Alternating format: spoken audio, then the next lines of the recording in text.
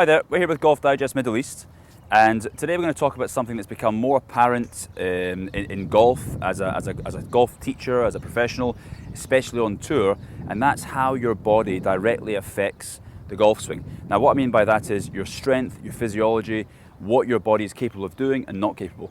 Now as a teacher, I can look at a movement, I can try to correct it, but sometimes you just cannot get a student to make that movement.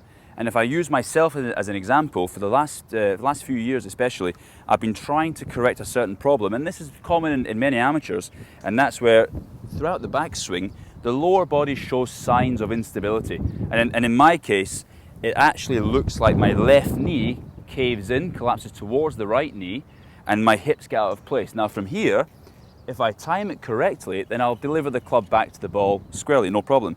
But the chances are, because the lower body is out of position, you're more likely to get stuck. You can't transfer into the left side well enough.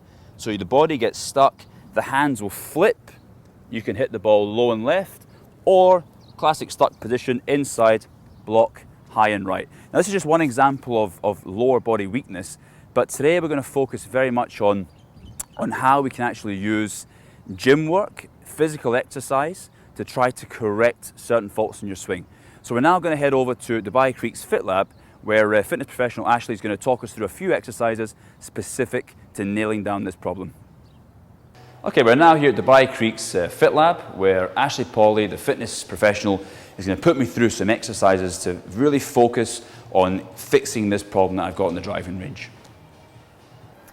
Hi, we've got George doing the single leg lunge. This is going to isolate your glute muscles. All right, so do you want to stand about a foot forward from the bench, which is perfect. Put one leg just top of your toes on the bench. All right, now from there, what we're going to do is a lunge. Now I want your knee to go to your toe, past if you can, and then back up. All right, what we've done here is we've added some weights, which is going to add a little bit of resistance, make it a little tougher on that glute muscle.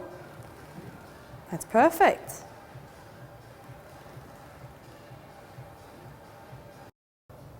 All right, we've got George doing a hip adductor now. I want you to just bend your knees a little bit and putting all your weights on standing leg, keeping the outside leg up. We're going to open out and back in. That's it. All right, what we're doing here is we're going to be strengthening the hip flexor. This is a crucial muscle in your golf swing. That's it. All right, we have George doing a glute stretch now. If you can put the outside of your right calf on the bench, George. Hop back, and then what I want you to do is twist your left hip into your right hip, and you should feel a stretch along your right glute. George is going to head back to the driving range now, where he's going to use a resistance band to try and isolate those muscles that he's been working here in the gym. Okay, so you've just seen me go through, Ashley put me through my paces there in the gym, a few exercises focusing on core strength, glutes, just things that will help me to develop this movement or improve my lower body golf swing. Now, you might be wondering why I have this band wrapped around my legs. This is very much to show you how you can take your gym work, your practice onto the driving range and get the same feelings out of your golf swing. Now, what we have is it's just a resistance band tied around my legs, and as I make my feet wider, shoulder width apart, I can feel resistance. Now to get this resistance, my knees, I feel like I'm almost pushing apart, so there's definitely separation here. Now throughout the golf swing, my goal with this drill, this exercise, is to keep the separation in my knees. And you'll see that what will happen is it will give me a much more stable lower body.